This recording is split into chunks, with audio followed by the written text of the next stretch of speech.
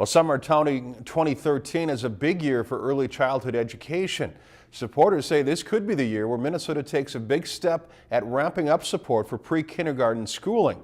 Many say the achievement gap begins early before kindergarten. Hannah Tran attended a roundtable discussion with Minnesota's Education Commissioner to observe plans to expand support for early childhood education. We want every kid to read well by 3rd grade, and that means getting a great first start. A great start requires looking at preschool. For some children ages 3 to 6, there's no free tries to get ready for kindergarten and beyond. The 6 kids. They would have to pay for another year of preschool if they were to hold their child back. 2, 3, 4. The bare beginnings of reading and math at preschools come at a cost for some areas. 1, 2. It's around the $500 to $550 a month. Oftentimes, kids begin their first reading experiences in daycare or preschools, but families often find that they cannot afford the preschool education before kindergarten. When kids come with less, we shouldn't be giving them less. They need more. It's pretty close.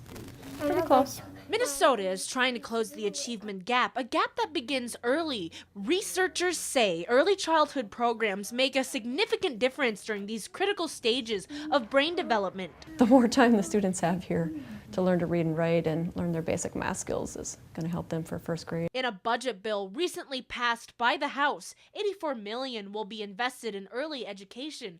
Around $40 million will go towards helping schools provide optional all-day kindergarten for free, and $44 million is reserved for early childhood scholarships. I've never seen preschool scholarships.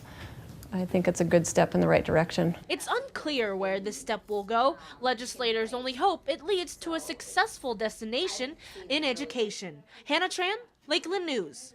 The Minnesota House and Senate expect to take up legislation next week. Legislation involves investments in early learning, all-day kindergarten, and tuition help for college students. If you've enjoyed this segment of Lakeland News, please consider making a tax-deductible contribution to Lakeland Public Television.